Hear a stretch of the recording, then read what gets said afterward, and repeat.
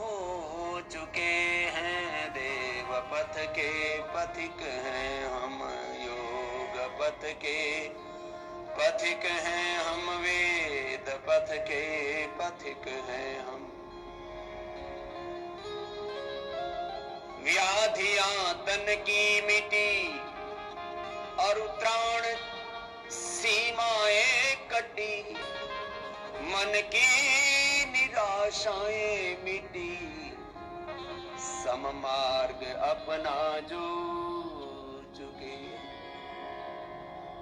सारी व्याधियां तो समाप्त हो जाती, इससे परे है एक और बड़ी समस्या, मन के विकार, इंद्रियों के आकर्षण। पग पग पर आते हैं, पढ़ो। जितने विकारी पाश हैं, भय मरण व्याधि त्रास है, जितने विकारी पाश हैं। कुछ तो भजन में कुछ ज्यादा ही लीन हो गए, प्राणायाम करना भूल गए। प्राणायाम का पुरुषार्थ नहीं छोड़ना है।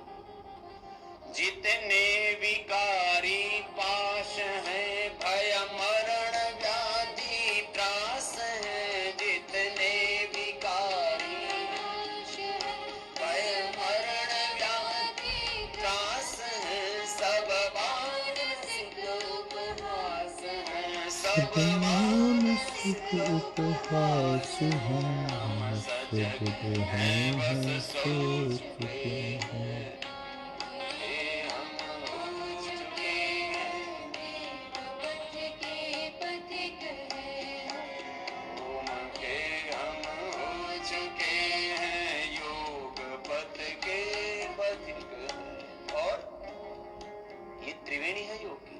ज्ञान योग, भक्ति योग और कर्म योग। मनसा वाचा कर्मणा पवित्र रहना, मन से, वचन से, कर्म से, ये त्रिवेणी है योग। सत्य, प्रेम, करुणा, ये त्रिवेणी है योग की। परमात्मा, आत्मा और प्रकृति की यथार्थता को जान करके, इनकी निर्दोषता को जान करके स्वयं को निर्दोष बनाना, ये योग की त्रिवेणी है। इस त्रिवेणी में जो स्नान कर लेते हैं, वो जीते जी इस स्वर्ग का आरोहण पा लेते हैं और परम विश्रांति में जीते हैं। पावन त्रिवेणी धाम है, स्वर्गीय धन है। पावन त्रिवेणी धाम है, स्वर्गीय धन है। अध्यात्म में विश्राम है, अध्यात्म में विश्राम है, मन पाप को धो चुके हैं।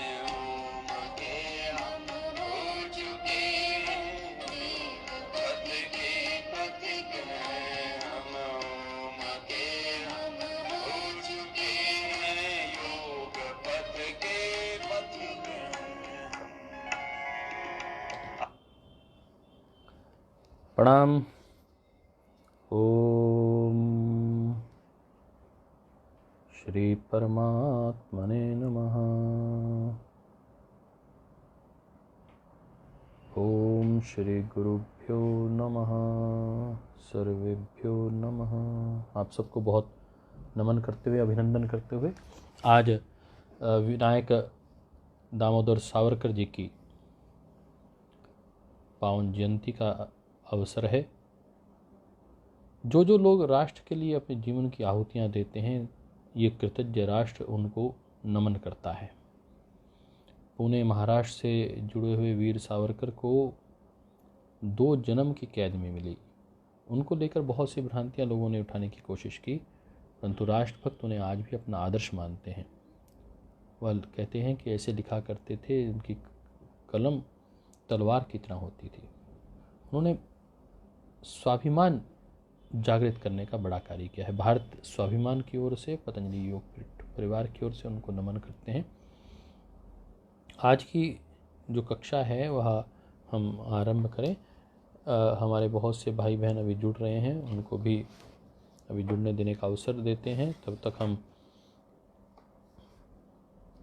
जो ये प्रक्रिया है, योग दर्शन की, ये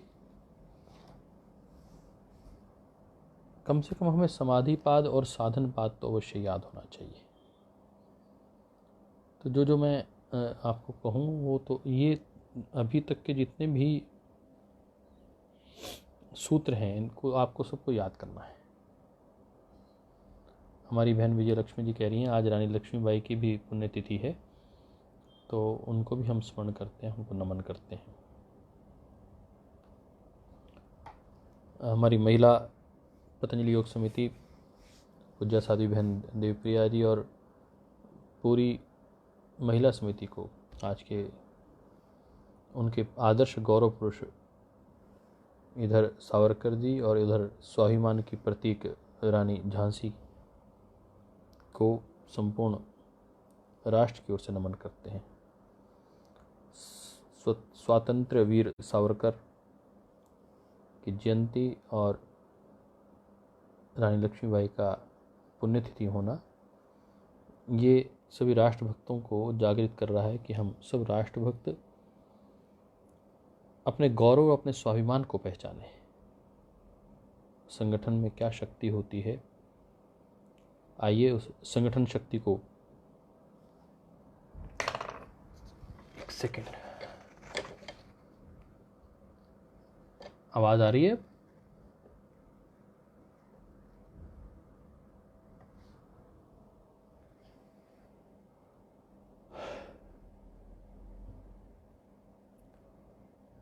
आवाज आ रही होगी अब आप तो।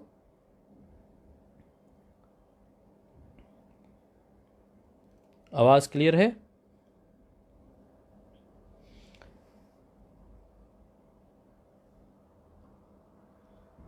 बहुत कम है। अच्छा,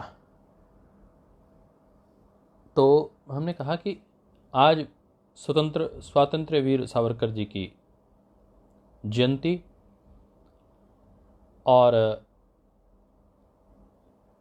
रानी लक्ष्मीबाई का पुण्यतिथि का पावन अवसर है। संपूर्ण कृतज्ञ राष्ट्र की ओर से, राष्ट्रभक्तों की ओर से हम उन्हें नमन करते हैं, वंदन करते हैं।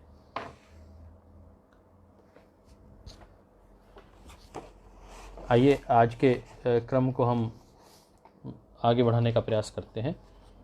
एक प्रक्रिया जो हमने कहा कि प्रतिदिन हमने करनी ही है, उसको हमने प्रयास किया है कि उसको आगे बढ़ाएंगे।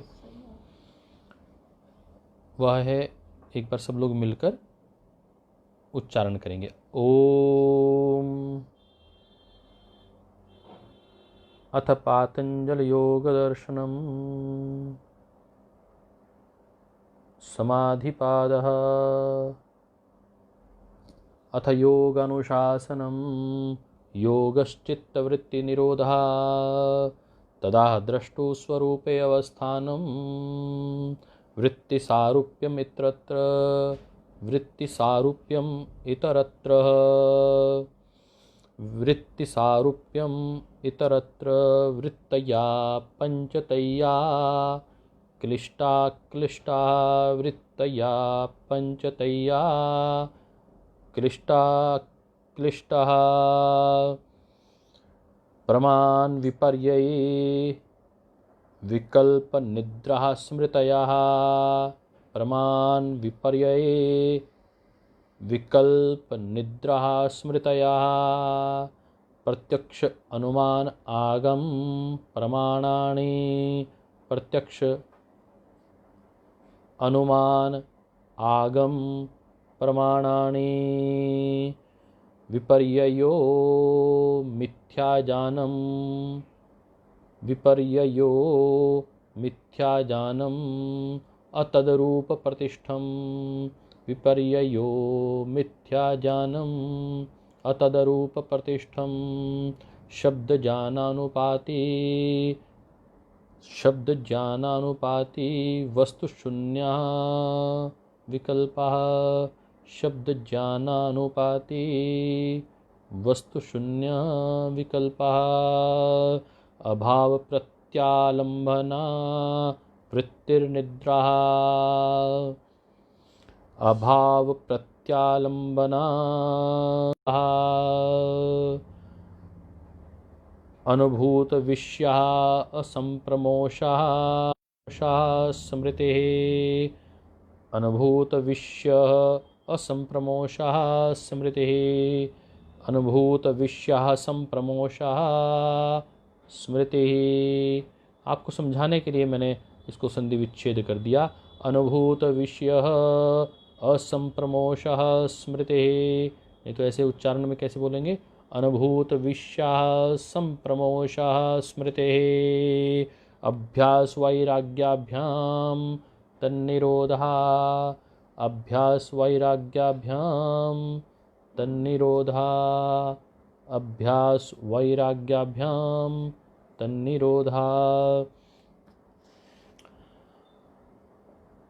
हमें ऐसे ही आन्या बहन जी उच्चारण करवाया करती थी। मैंने लगा कि आपको भी नियमित रूप से उच्चारण करवाना चाहिए, क्योंकि ये कुछ सूत्र आवश्यक हैं, आपको जानकारी रहे, ये स्मरण में रहे तो अच्छा है।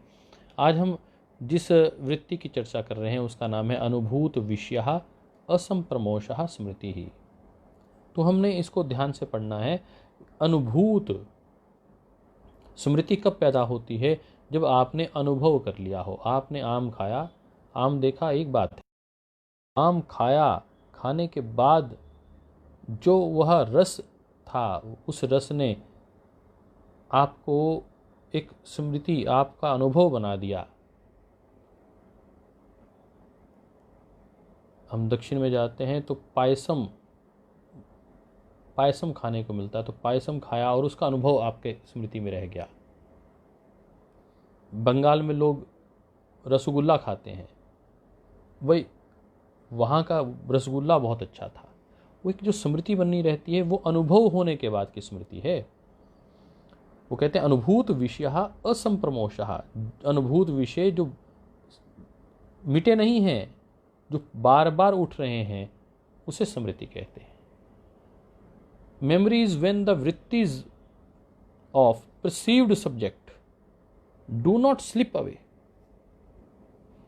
and through impressions come back to consciousness. That is called smriti. Memory is one perceived subjects do not slip away. अभी लिखने का काम बंद करिए, अभी पेन डाउन कर लीजिए। तो कह रहे हैं memories when the perceived subjects do not slip away. वो स्मृति बनी रहती है, वो मिटती नहीं है। And through impressions one come back to the consciousness. तब वह कॉन्शियसनेस के साथ जुड़ जाती है। और memory can be caused by the previous three. किसकी वजह से मेमोरी दोबारा जागृत हो जाती है? कहते हैं for instance you here a word, आपने कान से कुछ सुना, that word is like a stone throne into A lake of the चित्ता। आपके चित्त की नदी में वह जो स्टोन था उसने एक वेव उठा दी। It causes a ripple and that ripple rouses a series of ripples. This is called memory. So in sleep, when the peculiar kind of ripple called sleeps throws the chitta into a ripple of memory, it is called a dream. स्मृति और स्वप्न में क्या अंतर है उसके विषय में आज हम चर्चा करेंगे। तो हमने कहा कि जो आपकी आत्मा ने अनुभव किया है, चित्त ने नहीं, चित्त तो जड़ पदार्थ है, आत्मा चेतन है। तो आपके जड़ पदार्थ ने नहीं, आपकी चेतना ने जो शब्द अनुभव किया है, जो विषय अनुभव किया है, जो कोई रस लिया है, कोई कार्य को सुख या दुख दोनों प्रकार के, किसी ने आपको कुछ कड़वा बोल दिया, वो आपकी स्मृति में रहेगा साहब। जब भी आप उसे देखेंगे, वो कुछ बोलेगा, आपको नेगेटिव थॉट भी साथ साथ आएगा। ये कब उठती है स्मृति? जब आसपास का वातावरण, कोई चीज विशेष आपको उद्बुद्ध कर रही है, संकेत कर रही है कि ये ऐसा करना है, तब ये स्मृति उठती है।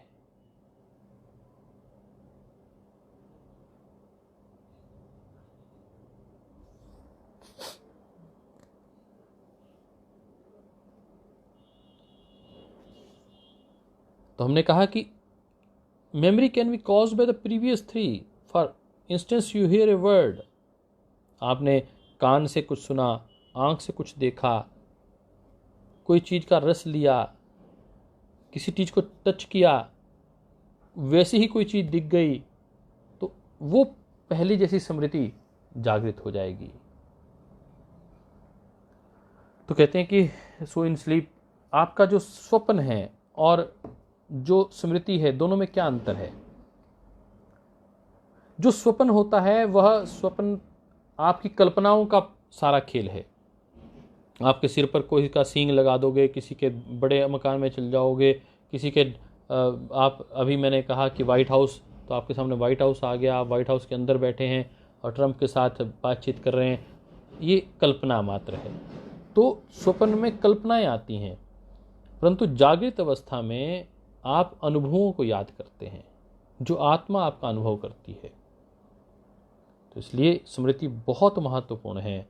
ये साधक तत्व भी है और ये बाधक तत्व भी है। आप साधना में बैठे हैं और आपको ईश्वर की स्मृति आ गई, आपको परमपिता स्वामी परमेश्वर की स्मृति आ गई, आपको परम पूज्य स्वामी जी महाराज की स्मृति आ गई कि स्वामी जी महाराज कह रहे हैं कि अर्थ सहित जब हम गायत्री का पाठ करते हैं तो ध्यान लगता है, ओंकार का उच्चारण करने से ध्यान लगता है। ये स्मृति आ गई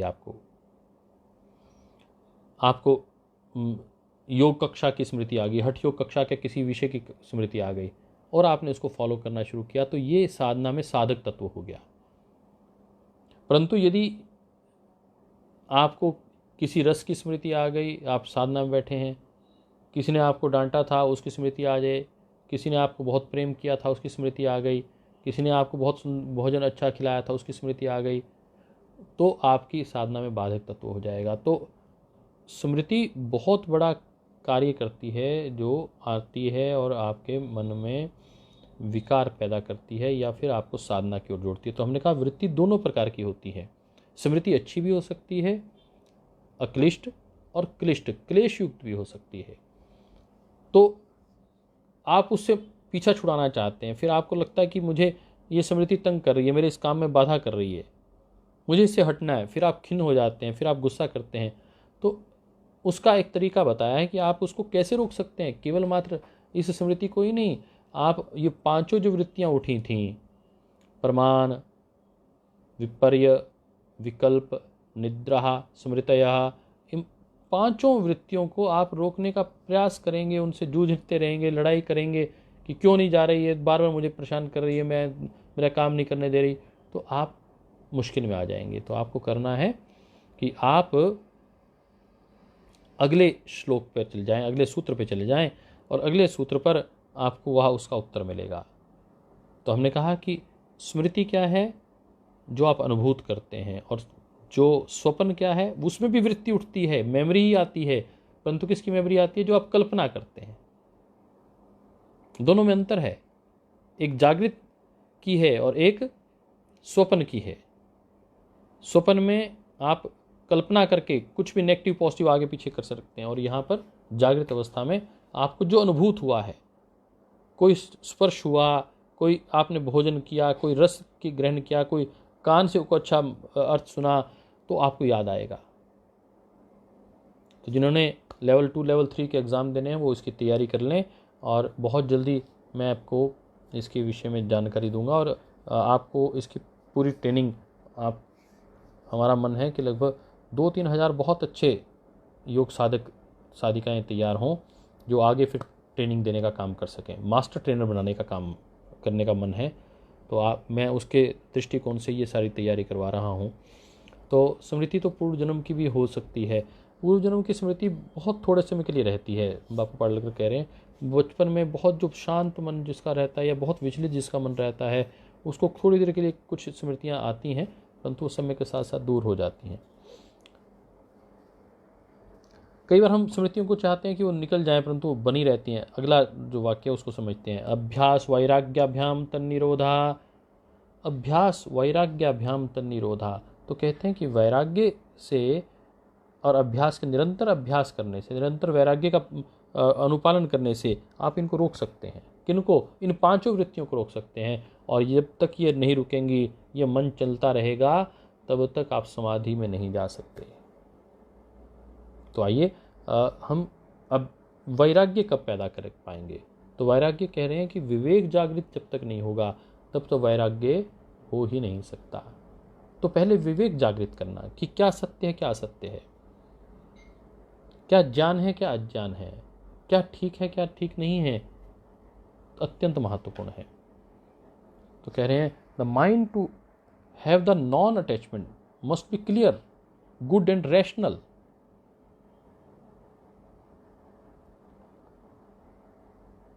Why should we perceive? Because each action is like the pulsation.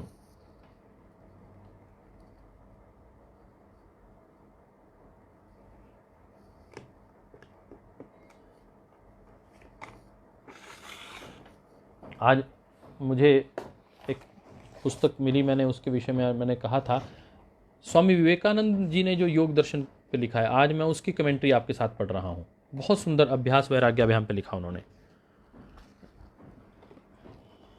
तो कह रहे हैं कि why should we practice? Because each action is like the pulsation querying over the surface of the lake. The vibration dies out and what is left? The sanskaras, the impressions. आपने देखा रस्सी आती जात के जड़मती हो तो सुजान। कहते हैं रस्सी जा रही है, आ रही है, इतना बड़ी चट्टान है, परंतु उसके ऊपर एक लकीर खिंच जाती है, केवल रस्सी आने जाने से ही। जब पत्थर पर लकीर खिंच सकती है, ऐसे ही हम जिस कार्य को बार बार करते हैं उसके कारण से संस्कार बनता है, और उन संस्कारों का जो इंप्रेशन, जो वही संस्कार, वो जब हम बार बार उसको करते हैं तो हैबिट बन जाती है, आदत बन जाती है, और आदत का एक संस्कार पड़ जाता है। जो रस्सी के आने जाने का लगातार आदत बन गई, उसका इंप्रेशन क्या बना? उसका इंप्रेशन बन गया कि वहाँ पर एक हल्का सा निशान बन गया है। That is called impression. The habits having the impression on our soul is called संस्कार।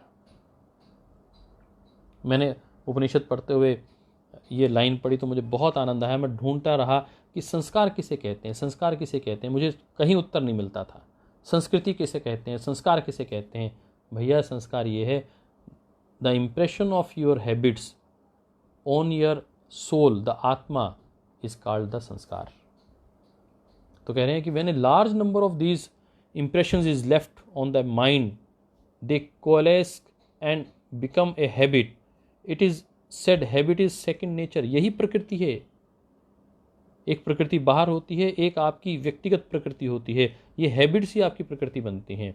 It is first nature also, and the whole nature of man, everything that we are is the result of habit. जो भी आज हम हैं वो अपनी आदतों की का परिचय मात्र हैं। That gives us consolation, because if it is only habit, we can make and unmake it at any moment, at any time. तो हम अपने इन संस्कारों को, इस प्रकृति को बदल सकते हैं। हाँ, बदल सकते हैं, क्योंकि यदि आदतों के कारण ही आपकी प्रकृति बनी है, आपकी पर्सनैलिटी बनी है, तो आप उसमें परिवर्तन कर सकते हैं। ये जिस दिन पता चल गया तो बहुत अद्भुत विषय हो जाएगा। The samskara is left by these vibrations passing out of our mind, each one of them leaving its result. जो भी हमारे मन में चल रहा है वो कुछ ना कुछ अपना प्रभाव छोड़कर जा रहा है। हमने कहा कि एक पत्थर मारा जलाशय में, पत्थर मारने के बाद पत्थर जैसे ही वहां पर लगा, एक मोटी सी, एक बड़ा सा बुलबुला उठा। वह बुलबुला उठा, वह तो वृत्ति थी। उसके बाद जो छोटे छोटे बुलबुले उठते रहे वो थी स्मृति।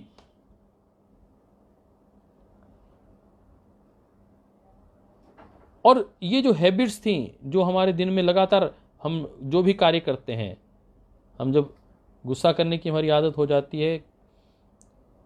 मैं पिछले दिनों एक मित्र से कह रहा था कि मुझे आपको डांटने का मन कर रहा है, 50 गाली निकालने का मन कर रहा है। उसने काम ही ऐसा किया था, पर मैंने अपने पर नियंत्रण किया कि उसको इतना ही कहा कि 50 गाली निकालने का मन कर रहा है, गाली नहीं निकाली।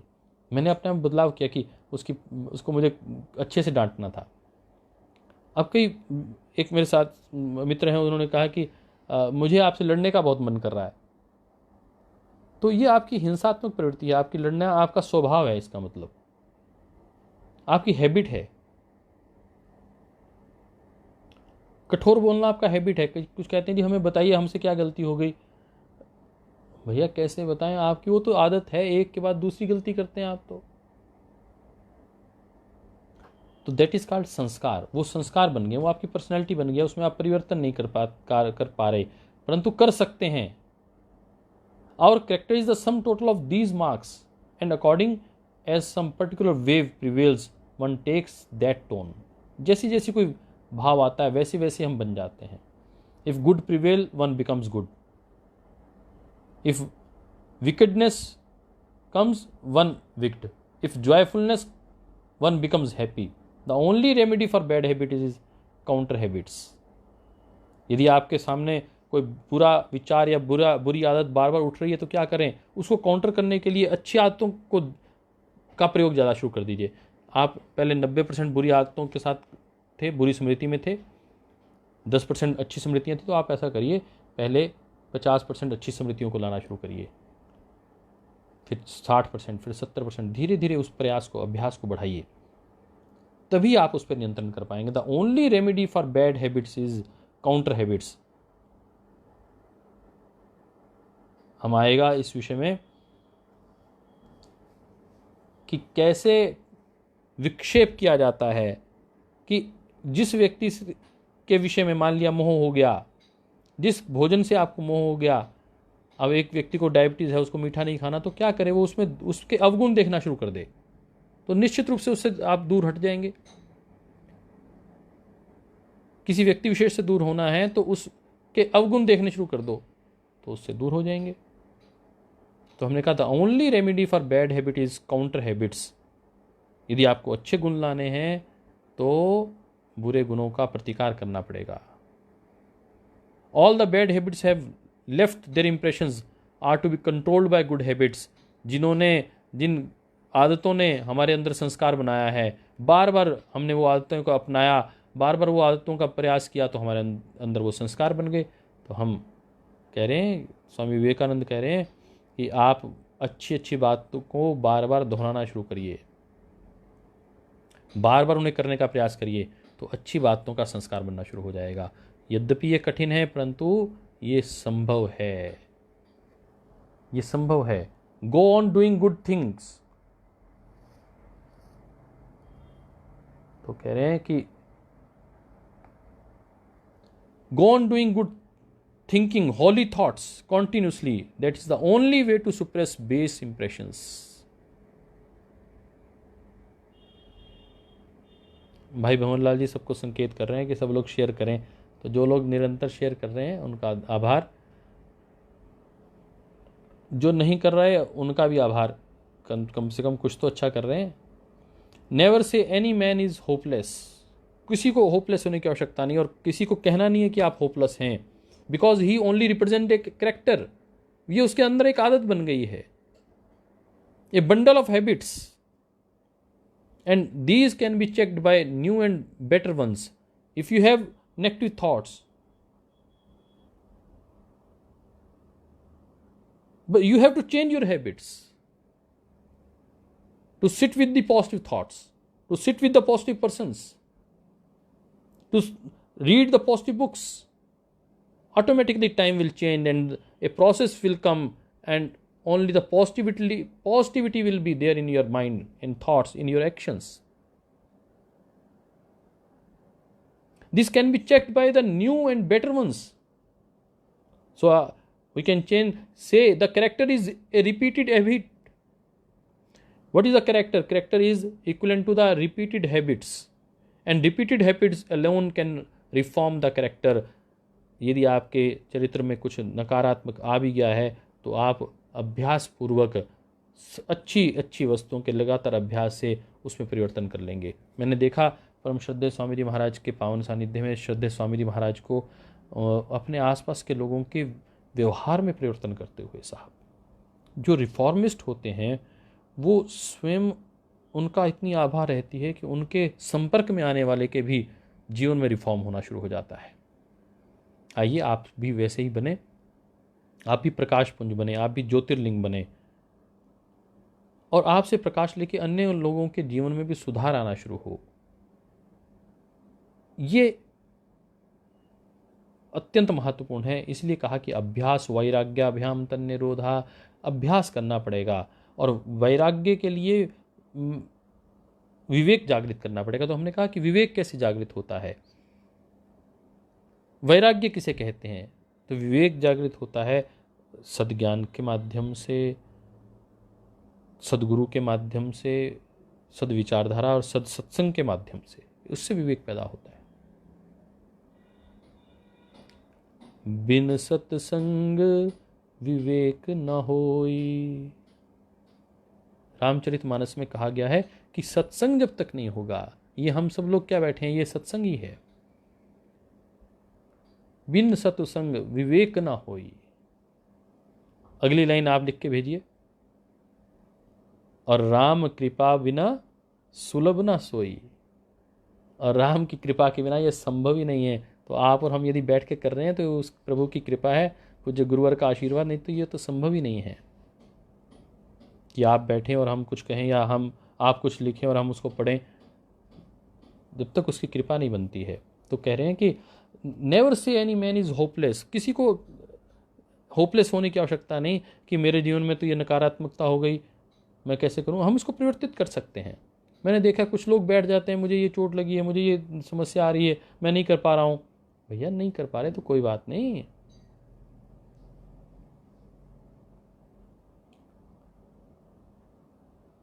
अभ्यासेन तु कौन्तेय वैराग्यं च गिहाते असंख्यम। गीता का श्लोक एक भाई लिख रहे हैं और कह रहे हैं कि गीता में भी श्रद्धेय स्वामी जी महाराज भी उसे उल्लेखित करते हैं, अभ्यास और वैराग्य की बार बार चर्चा की गई है। बिन सत्संग विवेक न होई और राम कृपा बिना सुलभ न सोई। तो इसकी महिमा की चर्चा करते हुए आज हम जिस विषय में, आज 2 पंक्तियां आप लोग अंडरलाइन कर लीजिएगा। मैं आज उसके विषय में आपको जब कहूँगा तो आप उसको पेन डाउन कर लीजिएगा। बहुत सुंदर, जिसने मुझे पढ़ने के लिए प्रेरित किया योग दर्शन को बार बार। मैंने कहा था मुझे एक पंक्ति थी, एक श्लोक था हठ योग का, जिसने प्रेरित किया हठ योग पढ़ने के लिए। वह क्या था? चले वाते चलम चितम निश्चले निश्चलम भवेत, ये था। और आज एक जो पंक्ति है जिसने मुझे योग दर्शन पढ़ने के लिए बार बार प्रेरित किया,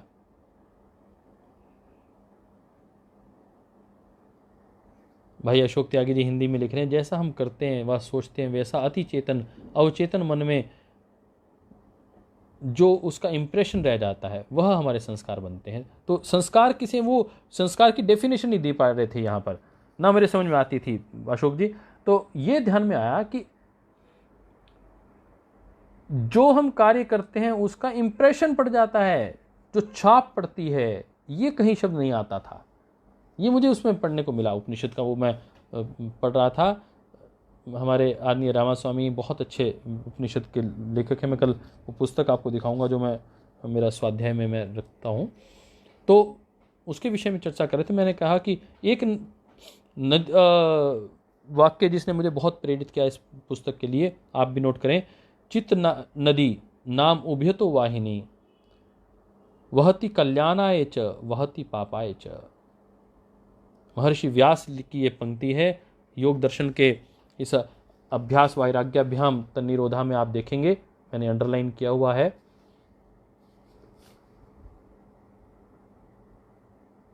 तो मेरे को वहीं पर मैं एक्चुअली मैं वहीं पर काम करना शुरू कर देता हूँ जहाँ से कार्य आरंभ होता है ना। तो आपने देखा होगा कि मेरे कई नोट्स बने होंगे, आपने देखा होगा। तो कई बार पढ़ने के बाद आनंद की, कम से कम ये 4th-5वीं बार मैं ये पढ़ रहा हूँ तो जाके मुझे उतना डीप आनंद आ रहा है। तो मैंने कहा कि चित्त नदी नाम उभयतो वाहिनी वहति कल्याणाय च वहति पापाय च।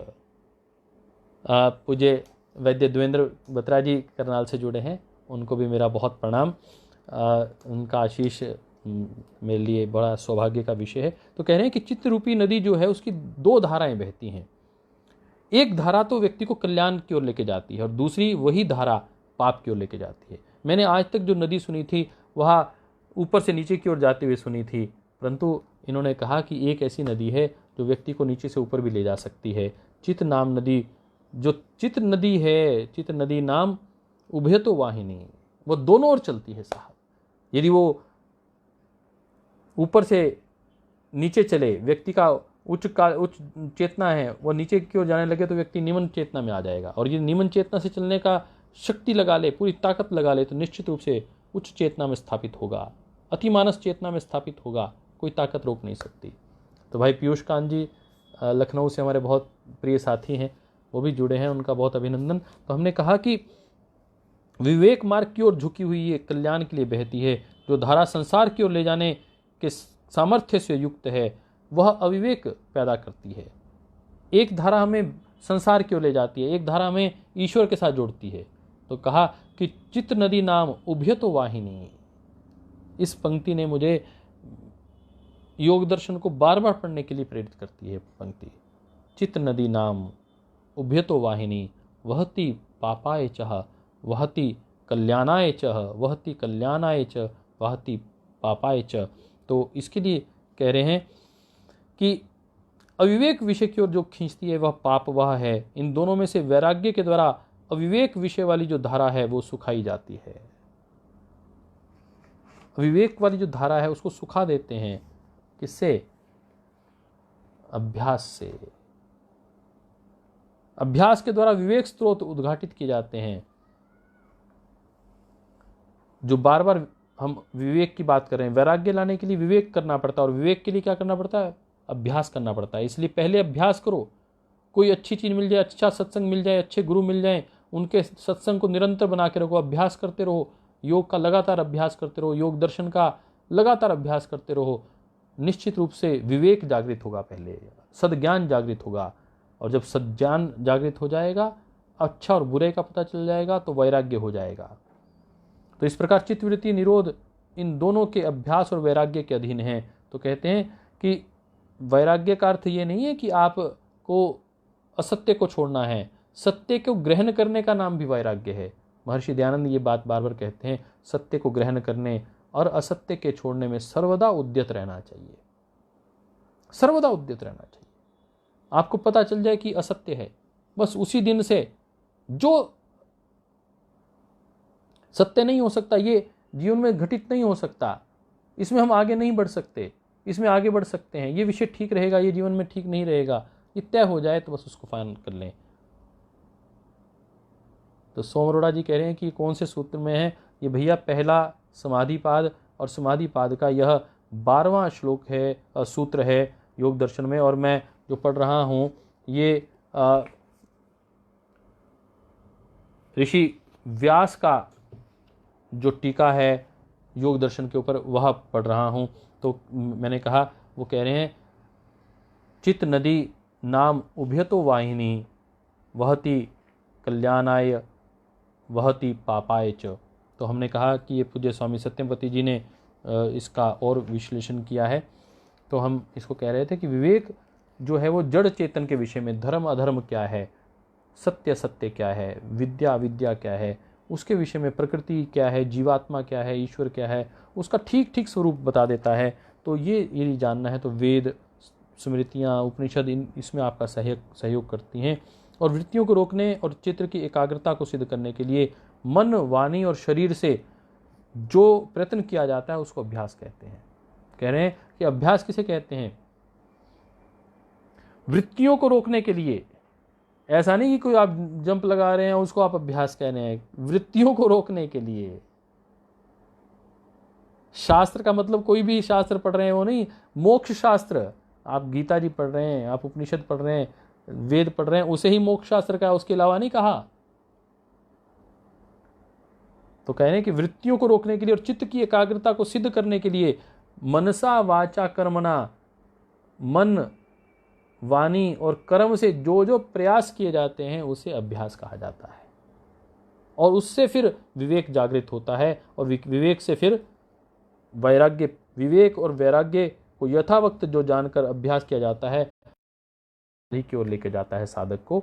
आज हमने आपके साथ जो 2 विषय लिए वह दोनों ही अत्यंत महत्वपूर्ण है। हमने कहा कि जो स्मृति है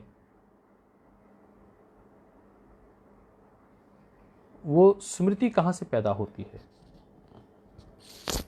स्मृति जो है वह मुझे देवेंद्र बत्रा जी कह रहे हैं कि बाबा जी की इको आ रही है, तो थोड़ा सा मैं प्रयास करता हूँ धीरे बोलने का। अनुभूत विषयः असंप्रमोषः स्मृति। Memories when perceived subjects do not slip away from our thoughts when the impressions come back to our consciousness, that is called स्मृति। जब आत्मा द्वारा अनुभव किया हुआ विषय किसी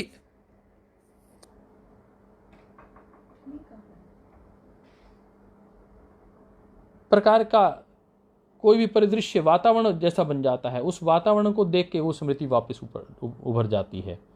तो स्मृति को धीरे धीरे आप विलीन कर सकते हैं, और वो कहते हैं कि स्मृति को विलीन करने के लिए अभ्यास और वैराग्य, चाहे वह प्रमाण है, चाहे विकल्प है, चाहे निद्रा है, चाहे स्मृति है, चाहे वो विपर्य ही क्यों ना है, वह सब निरंतर अभ्यास से आप मनसा वाचा कर्मणा, जब मन वाणी कर्म के माध्यम से चित्त को एकाग्र करने के लिए जो बार बार करेंगे, तो आपका जो भाव बनेगा उसे विवेक जागृत होगा। विवेक बताएगा कि वैराग्य, फिर आपको ईश्वर और जीवात्मा का सत्य ज्ञान होगा विवेक से। फिर तब भी आप अभ्यास जारी रखेंगे तो फिर आपको वैराग्य प्राप्त होगा। तो डिटैचमेंट की विषय में बात आ रही है। तो हम कह रहे हैं अगला जो अभ्यास है, कल का सूत्र बहुत ही प्यारा सूत्र है, कल जब हम चर्चा करेंगे अद्भुत चर्चा रहेगी कल। ऐसा ही सत्संग आप सबका प्रेम सहयोग मिलता रहे। बड़ी बहन विशेष लक्ष्मी जी का तो विशेष प्रेम सहयोग मिलता है। मैं आजकल जो वैदिक चैनल पर रिकॉर्डिंग कर रहा हूँ उसमें भी मेरे अंदर प्रेरणा उठी कि जो प्रथम द्वितीय तृतीय चतुर्थ पंचम ये अंतर्राष्ट्रीय योग दिवस में जिन जिन कार्यकर्ताओं ने, जिन जिन राज्यों ने जैसे जैसे कार्य किया है उनके विषय में बताने का प्रयास किया है। मुझे लगता है कि शायद जून के प्रथम सप्ताह से वह भी रिले होना शुरू हो जाएगा। आप उसको भी अवश्य देखिएगा, वो एक एक करके राज्यवार आपके आएगा। तो हम कह रहे थे प्रैक्टिस एंड डिटैचमेंट। जो अभ्यास और वैराग्य क्या है, वो प्रैक्टिस और डिटैचमेंट है। तो one get complete control over all the thoughts through the practice and detachment. बस इतना ध्यान रखना है कि यदि हम अपने विचारों से परेशान हैं, हम अपने नकारात्मक करैक्टर से, नेगेटिव थॉट से और स्ट्रेस और स्ट्रेन से, तो वो मन से नहीं पैदा हो रहे। मन तो जड़ है, वो आत्मा से हो रहे हैं। और आत्मा को बस उस परमात्मा के साथ, पॉजिटिव के साथ, रस के साथ, आनंद के साथ जोड़ना शुरू कर दीजिए, तो निश्चित रूप से वह हमारे जीवन में कल्याण का कारक बन जाएगा। Chit is compared to a river with 2 streams. One stream goes towards the ocean of material enjoyment and the other goes towards the ocean of enlightenment. Now you have to choose whether you want to go to enjoyment, entertainment or enlightenment. If you wish to go to entertainment, then it is your wish.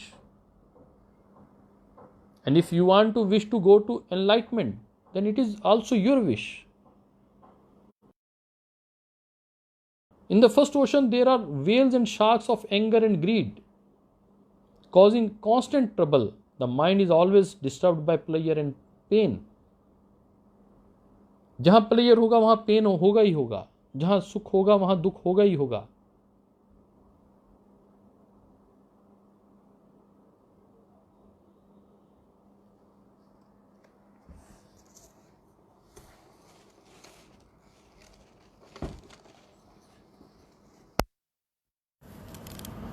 ठीक चल रहा है अभी।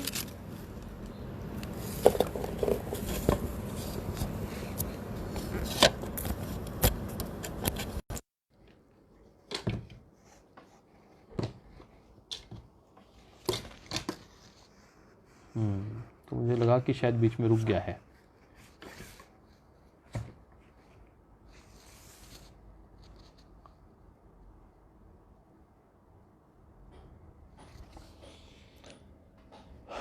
तो हम चर्चा कर रहे थे, बीच में थोड़ा सा विषय बन गया। तो हमने कहा कि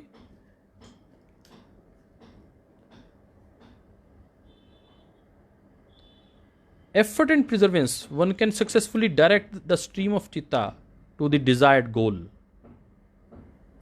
उस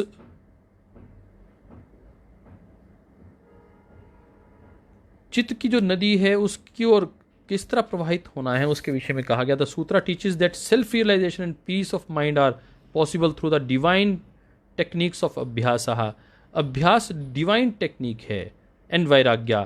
तो दो ही रास्ते बताए हैं योगेश्वर भगवान कृष्ण ने भी और महर्षि पतंजलि ने भी। योगेश्वर भगवान कृष्ण ने तो लगभग 5500 वर्ष पहले और लगभग 3000 वर्ष पहले महर्षि पतंजलि ने इन टेक्निक्स के विषय में बताया, जो इंस्ट्रूमेंट्स हैं जिनके माध्यम से उस समाधि को प्राप्त किया जा सकता है। These are the tools to achieve the samadhi. तो एक बड़ा महत्वपूर्ण था विषय, मैंने कहा आपको साथ रखें। Through vairagya rajasic qualities are purified, so restlessness disappears, this creates the calmness and calmness is divinity. वो कह रहे हैं जो रेस्टलेसनेस है वही मूल कारण है, चाहे वो आपके मन का विचारों का जो रेस्टलेसनेस है, और जब आप काम हो जाते हैं वही डिविनिटी है। तो जब आप राजसिक तत्व में रहेंगे, बहुत उछल कूद में रहेंगे, बहुत भागदौड़ में रहेंगे, थोड़ा सा धैर्यपूर्वक शांत होकर जब बैठेंगे तभी वह डिविनिटी आपके अंदर उतर पाएगी। तो कह रहे हैं कि however abhyasa and vairagya are not for external show और exhibition, this too should be internally followed by the as continuously as the natural flow of the breath. ऐसा आपको इसका अभ्यास करना है जैसे सांस आ रही है और जा रही है, किसी को आप बता नहीं रहे हैं, किसी को पता भी नहीं चल रहा है।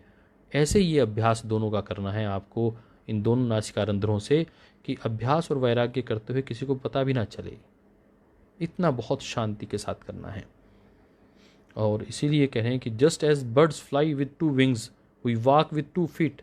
जैसे हम 2 पंखों से एक पक्षी उड़ता है, जैसे 2 पाँव से एक व्यक्ति चलता है, जैसे 2 हाथों से एक व्यक्ति अच्छे से काम करता है, ऐसे ही यदि आप स्पिरिचुअल रेवोल्यूशन चाहते हैं तो आपको अभ्यास और वैराग्य, जो आपके हाथ बन सकते हैं, 2 पाँव बन सकते हैं, 2 पंख बन सकते हैं आपके, तो इसे कह रहे हैं कि that will grow through practice, you will grow and through non attachment you can maintain this growth.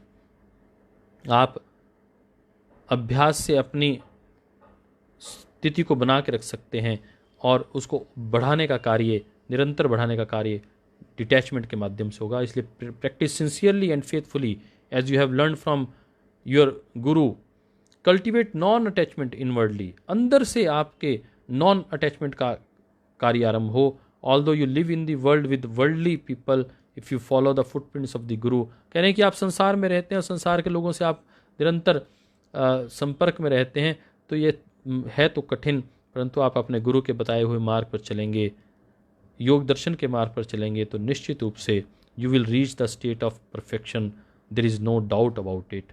तो आपके अंदर से वो सारी नकारात्मकता दूर होगी और आप उस परमपिता परमात्मा के सानिध्य को प्राप्त करेंगे। Our character is the sum total of these marks and according to some particular wave prevails one takes that tone. हमारा जो कैरेक्टर है वो इन्हीं आदतों का समुच्चय है। तो हम अपने कैरेक्टर को यदि बदलना है तो निरंतर the only remedy for bad habit is counter habits. बस इस लाइन के साथ आज हम समाप्त करेंगे कि हम प्रतिपक्ष भावना, एक शब्द नोट कर लीजिए, प्रतिपक्ष भावना। जिसमें सुख दिखाई देता है उसमें दुख देखने लग जाइए, और जिसमें दुख दिखाई देता है उसमें सुख देखने लगिए। और इसके बड़े उदाहरण हैं। डायबिटीज़ को जो लोग जीतते हैं वो ऐसे ही करते हैं, वो जो मीठी चीज़ें हैं उसमें दुख देखने लग जाते हैं, और जो कड़वी चीज़ें हैं, खट्टी चीज़ें हैं, उसमें सुख देखने लग जाते हैं। ऐसे ही जो साधक सुख में दुख देखने लग जाए और दुख में सुख देखने लग जाए, वह अपने जीवन को बदल भी सकता है, समाधि के साथ जोड़ भी सकता है, उस परमपिता परमात्मा के साथ जोड़ सकता है। प्रभु हमें शक्ति दें, हम भी जीवन में अभ्यास और वैराग्य को जी पाएँ। आप सब पुण्य आत्माओं को, आप सब दिव्य आत्माएं हैं, आपको मेरा बहुत प्रणाम। ओम श्री परमात्मने नमः। ओम श्री गुरुभ्यो नमः। ओम सर्वेभ्यो नमः। सर्वेषामपि सुखिनो भवन्तु, सर्वे भवन्तु सुखिनः, सर्वे सन्तु निरामया, सर्वे भद्राणि पश्यन्तु, मा कश्चित् दुःखभाग् भवेत्। ओम शांति शांति शांति। कल 2 और सूत्रों के साथ आपके साथ 11 बजे फिर मिलेंगे। ओम।